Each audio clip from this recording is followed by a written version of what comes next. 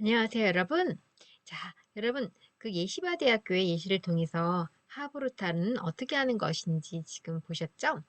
자, 지금 이 시간부터는 여러분이 직접 하브루타를 체험하는 시간을 가지려고 합니다. 하브루타는 어떻게 해야 하는 걸까요? 어떻게 하는 건지 보긴 보셨는데 막상 하려고 보니 어떻게 해야 될지를 모르겠죠? 지금 우리 함께 어떻게 하면 되는 것인지 고민해 보도록 하겠습니다. 자, 우리가 하브루타를 어떻게 하는지를 고민해 보기 앞서 다음과 같은 내용을 다루어 보려고 해요. 일단 우리가 한국 교육의 실태는 어떠한지 좀 살펴보고요. 또 우리가 직면하고 있는 이 4차 산업혁명 시대에 무엇이 필요하고 어떠한 교육이 필요한지에 다시 한번 대해서 생각해 보고요. 또 이스라엘이라고 하는 그 하브루타라고 하는 것의 원산지죠. 교육이 어떻게 무엇이 달랐는지에 대해서 살펴보는 그러한 시간을 가질 거고요. 또 하브루타는 또 무엇이 다른지, 기존의 토론 방식과 무엇이 다른지 얘기해 볼 거고요. 하브루타는 어떻게 하는 것인지에 대해서 해볼 거예요. 그리고 마지막으로 하브루타는 어떠한 교육적 효과가 있는지에 대해서 다뤄보도록 하겠습니다. 여러분 아셨어요? 우리나라는 세계에서 IQ가 가장 높은 민족입니다. 네, 단일국으로 말이죠.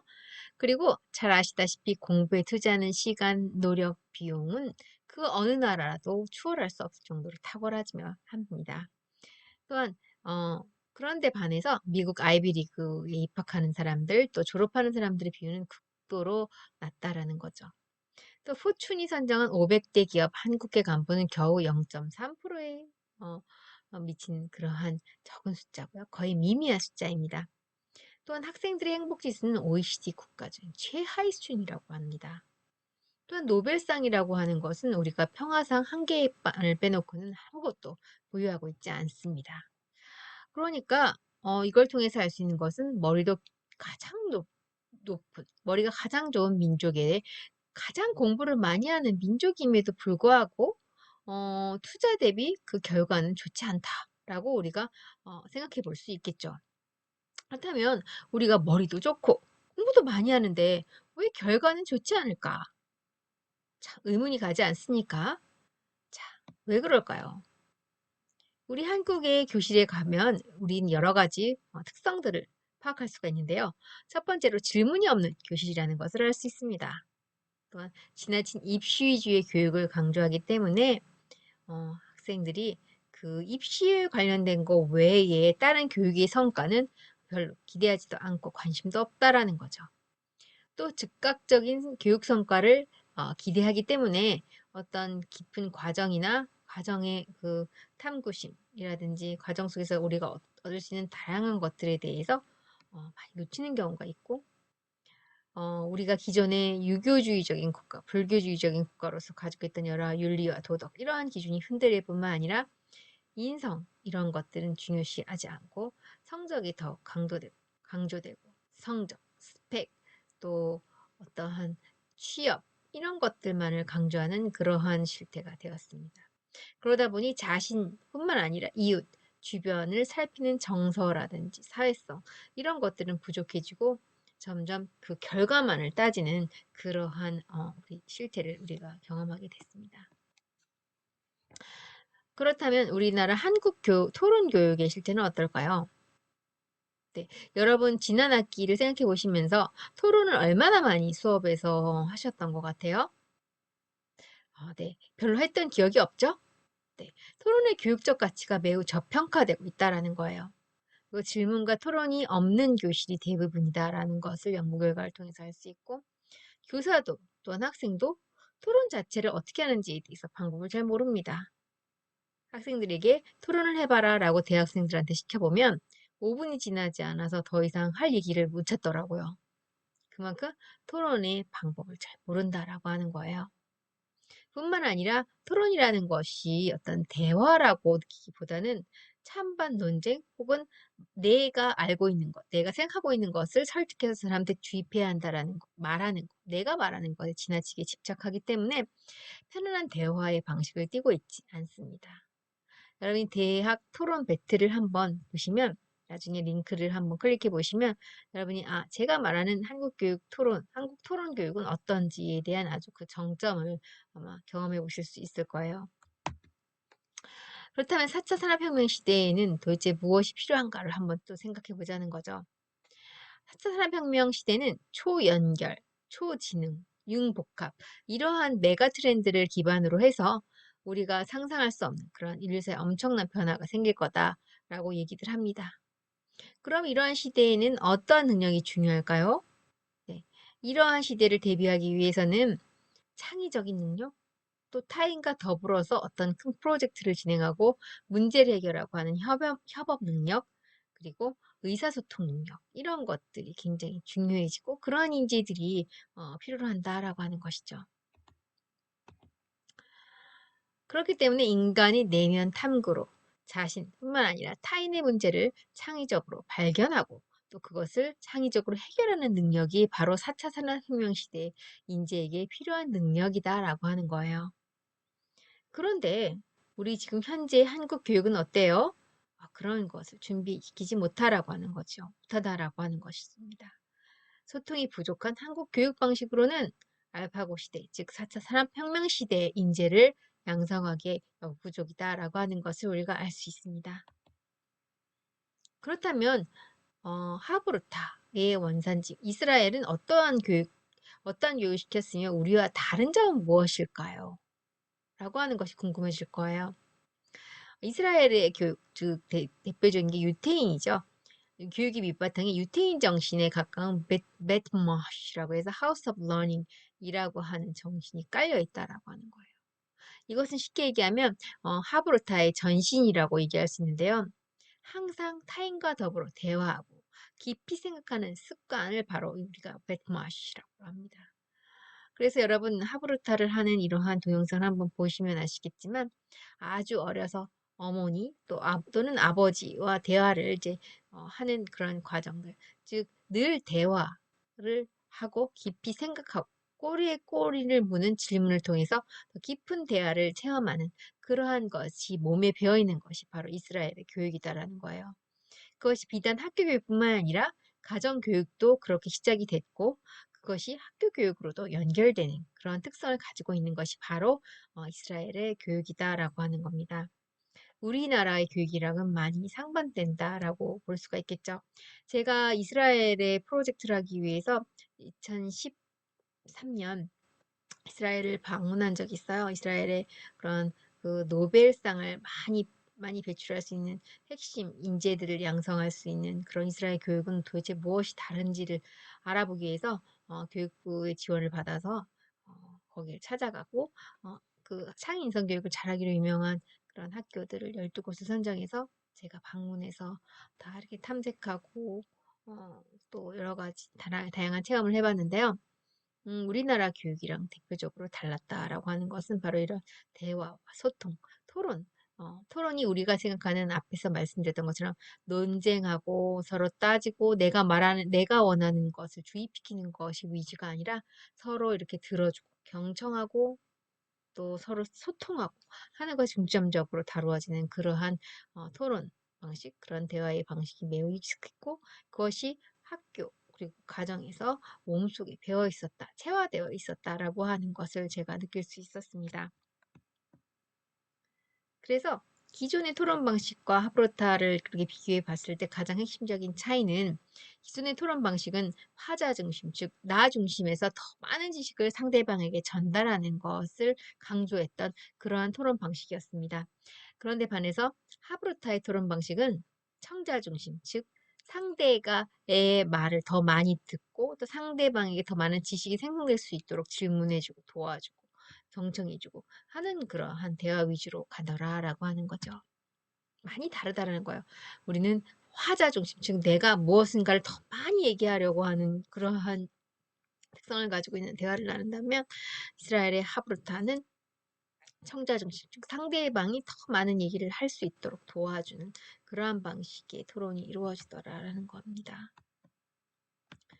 툴민의 토론 방법은 우리가 청자로서의 경청 기술보다는 화자로서의 말하는 기술에 집중한 것인데 우리나라가 대표적으로 이러한 툴민의 토론 방식을 많이 사용하고 있다라는 거죠. 하브루타의 차별성 앞서 보셨던 동영상을 다시 한번 참고하시면 되겠고요. 즉, 2명씩 짝을 이루는 것이 기본입니다. 물론 3명이 될 수도 있겠지만 입이 많아질수록 내가 말할 수 있는 기회는 적어지잖아요. 그래서 2명씩 짝을 이루어서 반드시 텍스트를 기반으로 해서 서로 질문하고 대화를 나누는 것을 며 토론하는 것이 바로 하브루타의 특성이다라고 볼 수가 있는데요. 여기서 이제 그들이 주로 사용했던 텍스트는 토라나 탈무드와 같은 그런 텍스트를 사용했어요. 그렇지만 꼭 그런 것만 사용할 필요는 없습니다. 그래서 제가 이번 에도 수업 시간에 다양한 텍스트를 통해서 텍스트를 가지고 학생들이 하브루타를 하는 그러한 이슈들을 많이 한번 적용을 해보는데요. 충분히 가능하다라는 거죠.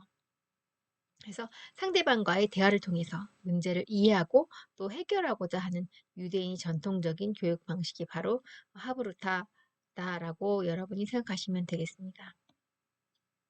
그럼 하브루타는 토론 방법이 어떻게 다르냐라고 하는 거 앞서서 말씀드렸을 때 그 화자 중심, 즉 내가 어떻게 더 많은 것을 얘기하냐, 할 수 있느냐 이런 것들을 위주로 하는 토론 방법이 아니라고 했죠. 그거는 기존에 우리가 많이 했던 툴민의 토론 방식이다라고 하면 이제 하브루타는 상대방, 즉 듣는 사람들이 더 말을 많이 상대방이 더 말을 많이 할 수 있도록 잘 경청하고 또 잘 들어주고 또 그것을 들으면서 거기에 필요한 여러 가지 다양한 질문들을 하고 이러한 것들을 특성으로 한다라고 했습니다. 그렇죠?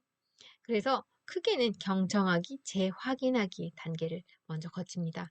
즉 관심을 갖고 자신의 생각을 명확하게 표현하고 또 상대방의 메시지 내용을 확인하게 함으로 인해서 그런 기존에 가지고 있는 텍스트 이런 것들에 대해서 이해하고 또 그것을 제대로 이해하는지 확인하고 하는 작업을 합니다.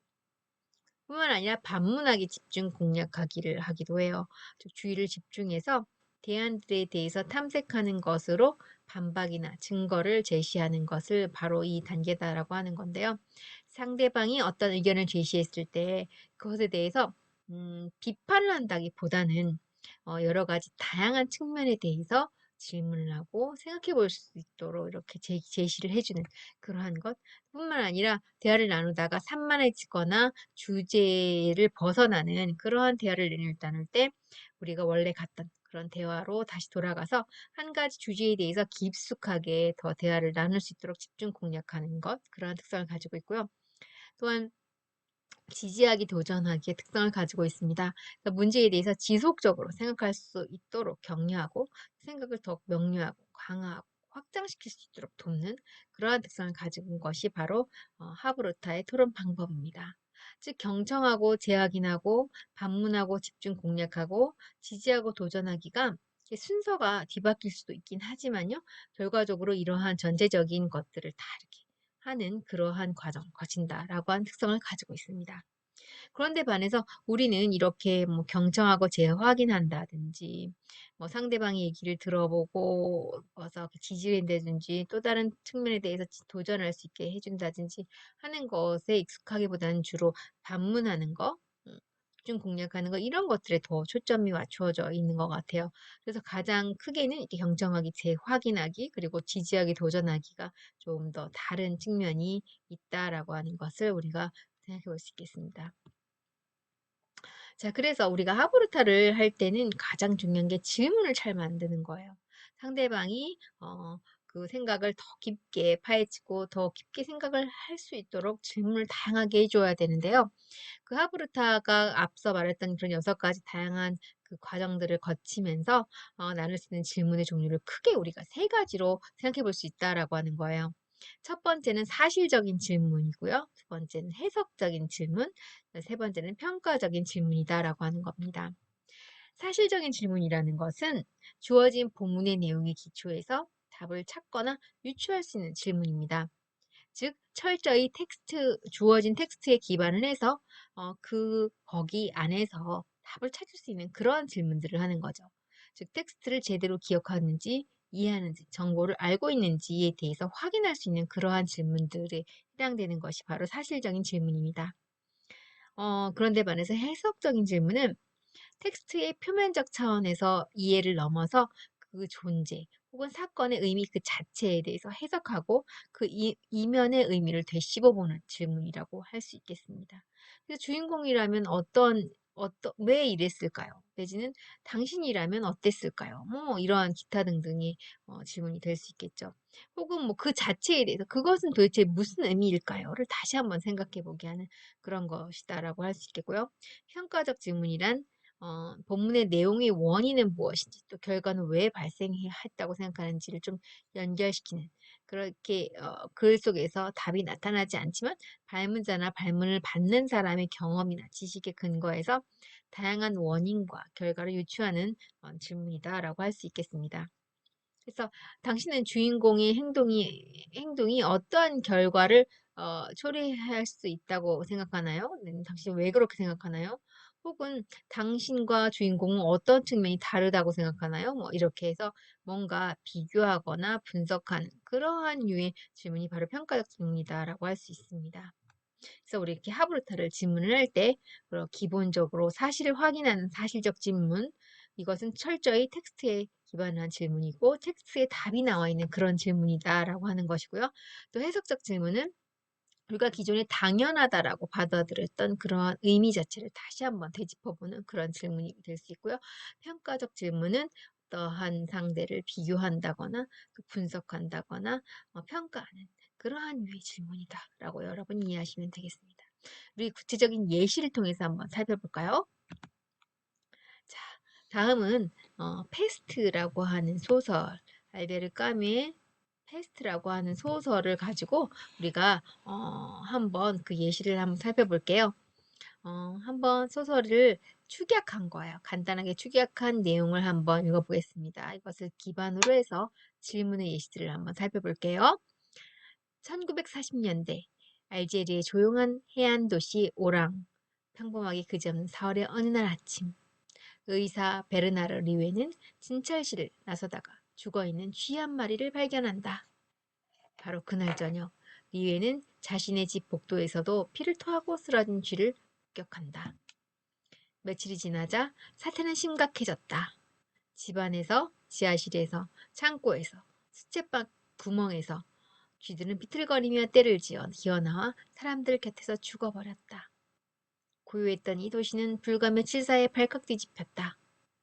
정부는 최악의 전염병인 패스트를 선포하고 도시를 완전히 봉쇄한다. 나가는 것도 들어오는 것도 모두 차단된 채 불안과 공포, 젊음과 죽음이 엄습한 도시. 이곳은 거대한 감옥이었다.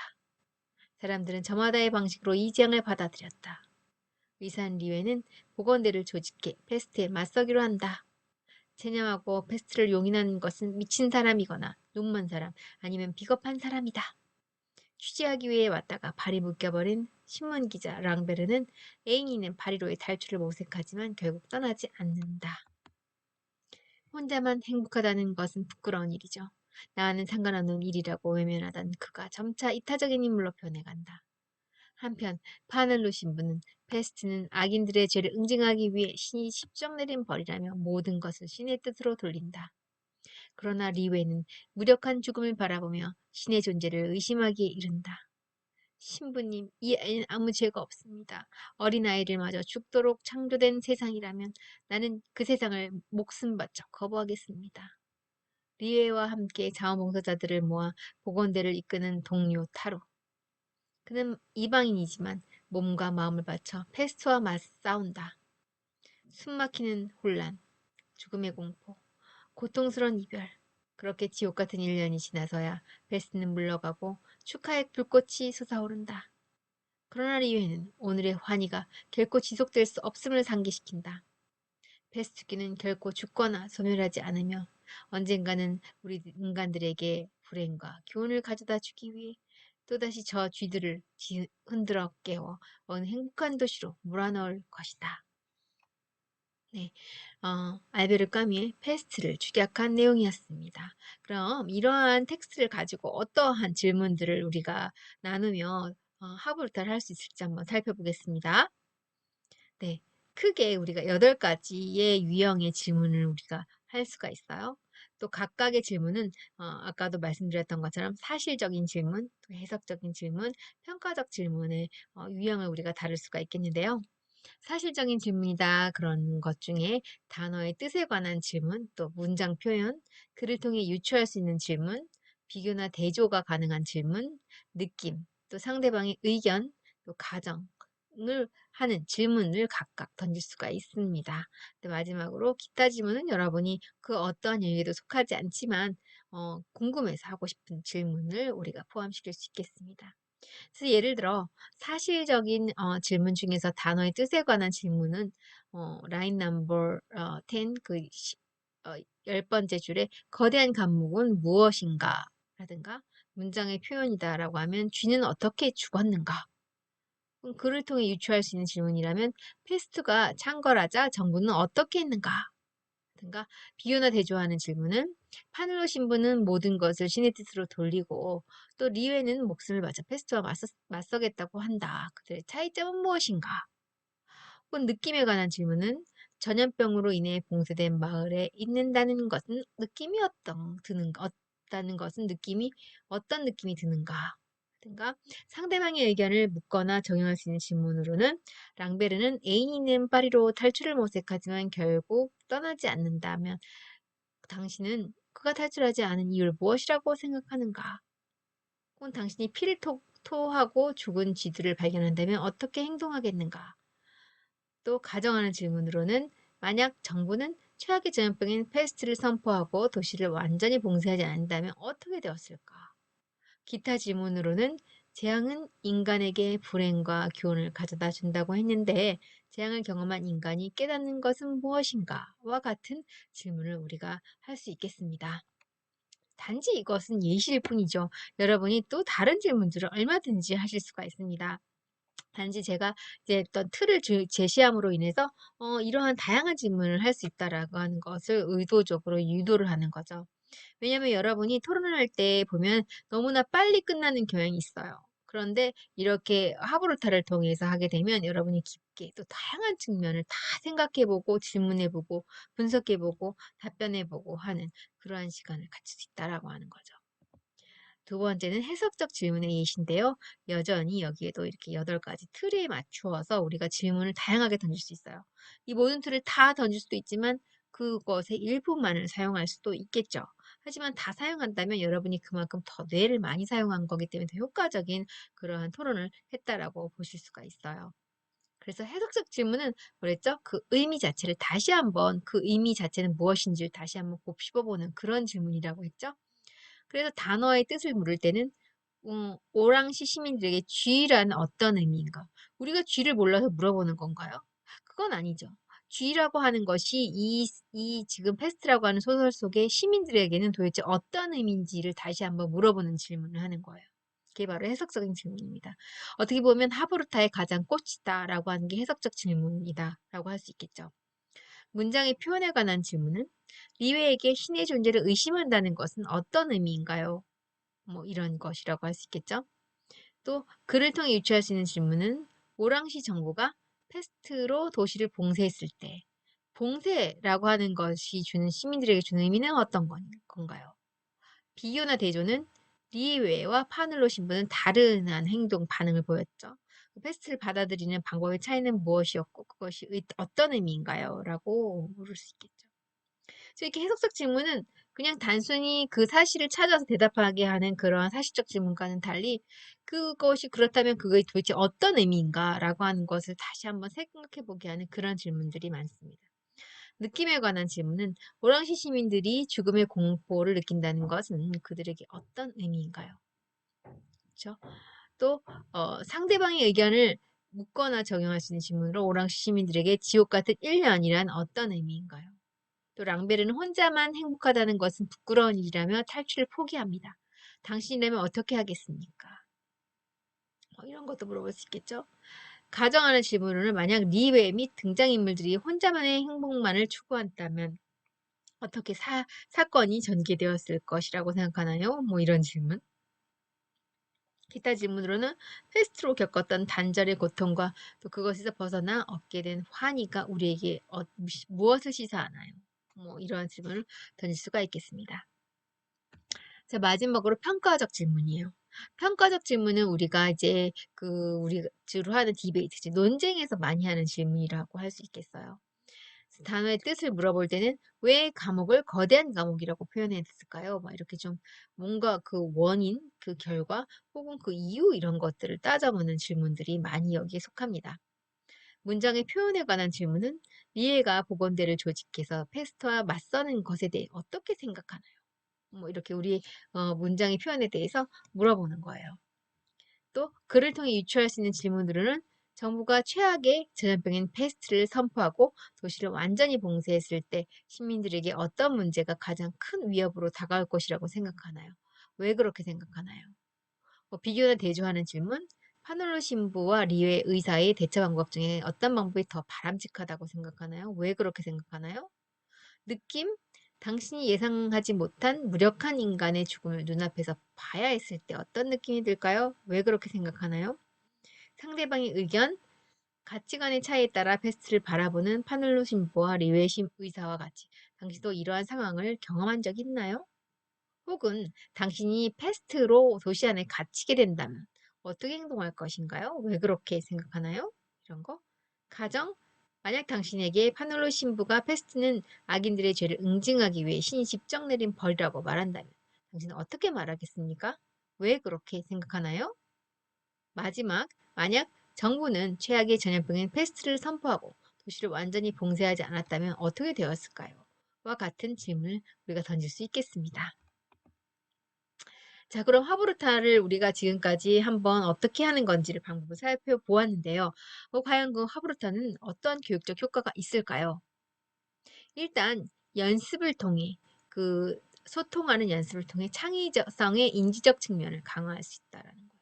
즉 텍스트를 단순히 읽고 마는 것이 아니라 이해하고 마는 것이 아니라 그것을 넘어서 통찰할 수 있는 능력이 생긴다라고 하는 거 여러분이 감지하실 수 있을 거예요.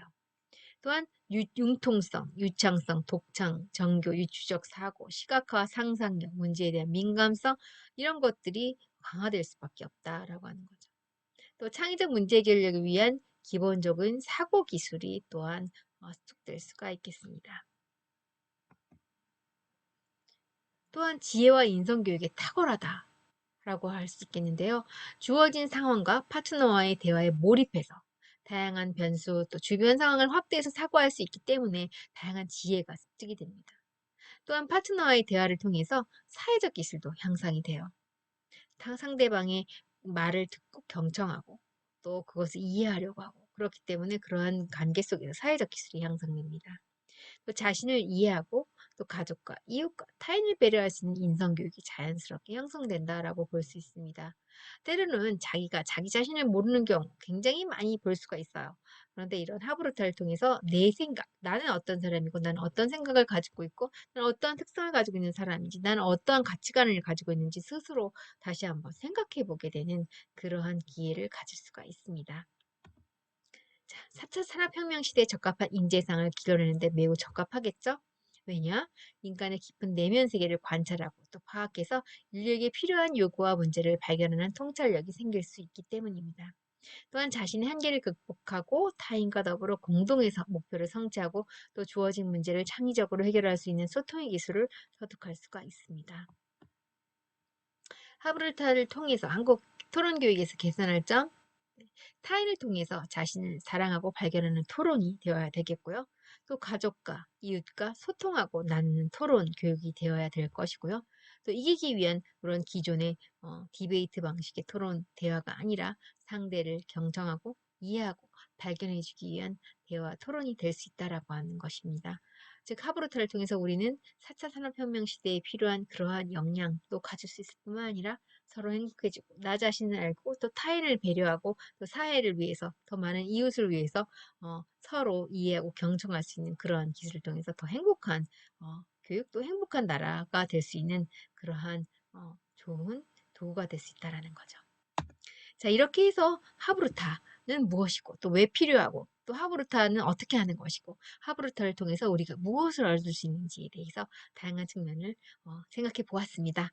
혹시 질문이 있다라고 하면 여러분 어, 카톡 혹은 그 가상대학의 Q&A 게시판을 통해서 올려주시기 바랍니다. 여러분 수고하셨습니다.